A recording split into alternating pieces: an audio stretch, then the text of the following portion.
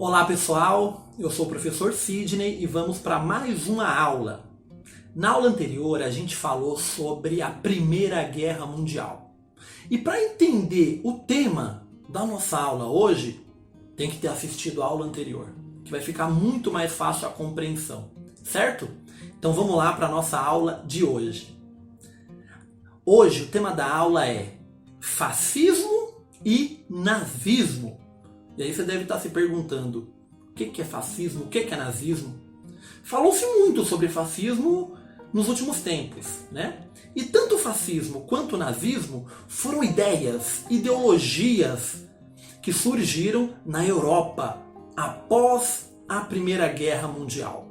E aí a gente vai falar de dois países específicos, onde essas ideologias, onde essas ideias chegaram ao poder. A gente vai falar da Itália, onde o fascismo, liderado pelo Benito Mussolini, chegou ao poder.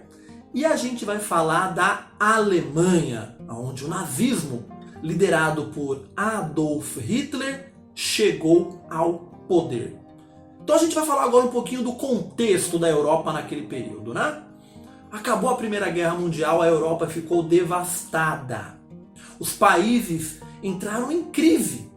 Os países que foram derrotados na Primeira Guerra entraram numa crise maior ainda, né? A Alemanha, que foi o maior derrotado da Primeira Guerra, foi humilhada no Tratado de Versalhes. A Alemanha foi obrigada a pagar muitas indenizações, a Alemanha perdeu territórios, a Alemanha perdeu colônias que ela tinha, ou seja, a Alemanha foi forçada a entregar o que ela tinha de mais precioso, o que ela tinha de riqueza. Então a Alemanha mergulhou em uma crise muito profunda. E isso gerou na população alemã um sentimento de vingança, em parte da população alemã. Um sentimento de humilhação. E isso foi crescendo com o passar do tempo. E todo país que está em crise, que a população está se sentindo de certa forma humilhada, é um terreno muito fértil para surgir ideias de ódio, para surgir ideias de intolerância, de perseguição. E foi isso que aconteceu na Alemanha.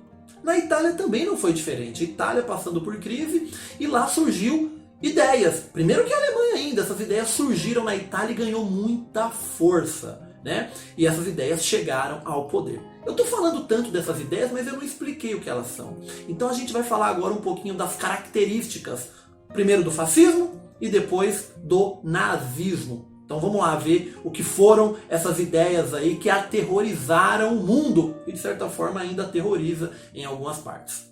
Primeiro, o fascismo. O fascismo foi uma doutrina, uma ideologia, foram ideias que surgiram lá na Itália, ali em meados do século XX, né? Ali em mais ou menos 1920, e daí por diante.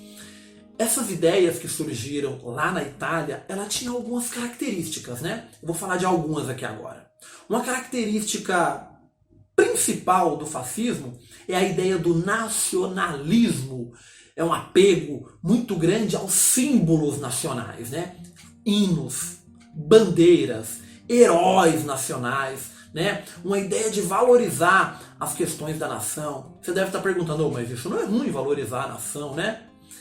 Quando você valoriza apenas a sua nação, engrandece todos os símbolos dela e acaba desmerecendo, né, os símbolos de outras nações, acaba desmerecendo, desrespeitando a soberania de outras nações, isso é ruim.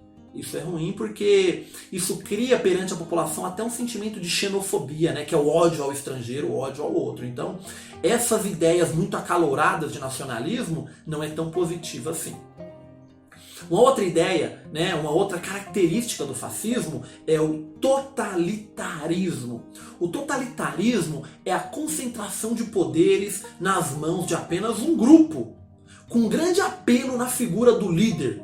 O líder sendo exaltado, sendo considerado uma espécie de mito, não sendo questionado por nada. O totalitarismo ainda tem a falta de democracia. As pessoas não podem participar. A oposição, ou seja, se uma pessoa, um grupo discordar do governo, discordar daqueles que estão no poder, esse grupo, essa pessoa, essas pessoas são perseguidas, presas, torturadas e, em muitos casos, executadas. Então, o totalitarismo é mais uma característica do fascismo. Outra característica do fascismo é o militarismo. É o investimento pesado em armas, é um investimento pesado em aparatos de guerra, né? Não só para se proteger, mas também com a ideia de invadir outros territórios, outros países, né, que eles consideram inimigo. Então, eles fazem um discurso muito aberto de defesa das armas. Outra característica do fascismo é o anticomunismo, ou seja, é o ódio aos comunistas.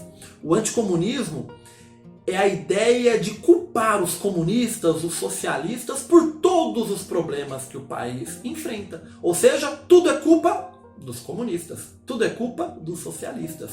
Essa é uma característica do fascismo. Mais uma característica do fascismo é o antiliberalismo, ou seja, a ideia do fascismo é que o Estado controle tudo, que não tenha a ideia de livre mercado, né? Que não tenha a ideia de uma economia aberta. Essa também é uma característica do fascismo, uma das. Aí você me pergunta, e o nazismo? É a mesma coisa do fascismo? O nazismo tem todas essas características do fascismo, só que ele ainda é um pouco pior. Dá para piorar? Dá para piorar. A história tá aí para mostrar pra gente que dá para piorar. Sempre dá para piorar. Assim como dá para melhorar também. O que vai depender se vai piorar ou melhorar é a luta do povo, é a luta das pessoas.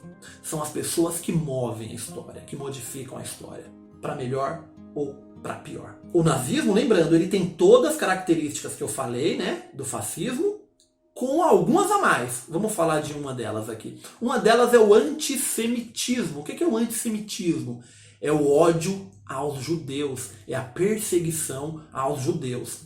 Quando os nazistas chegaram ao poder na Alemanha, porque eles chegaram ao poder na Alemanha, e eles chegaram ao poder na Alemanha pelo voto, com eleição. O Adolf Hitler virou o líder da nação, ele era chamado de Führer pelos alemães, né? Ele tinha poderes irrestritos na Alemanha.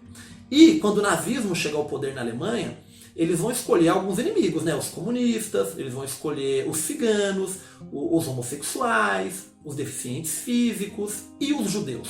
Eles vão culpar os judeus por todos os problemas da Alemanha. E os judeus começam a ser perseguidos. Os judeus começam a ser presos em campos de concentração. E ali naqueles campos de concentração, eles começam a ser exterminados. Eles começam a ser jogados em câmaras de gás, começam a ser fuzilados, né? Torturados, enfim. Foi uma das maiores carnificinas e atrocidades que a humanidade já presenciou. Nesse episódio morreram 6 milhões de judeus e ele ficou conhecido como Holocausto, ok? Outra característica do nazismo é o expansionismo. Eles buscam expandir o seu território, invadindo outros territórios. Tanto que em 1939 a Alemanha invade a Polônia e aí a gente tem início a Segunda Guerra Mundial, porque a Alemanha, que era nazista, que tinha os nazistas no poder, começa a invadir outros territórios e com isso tem início a Segunda Guerra Mundial, que foi o conflito mais mortal que a humanidade já viu. Uma outra característica, né, do nazismo é a ideia da superioridade racial.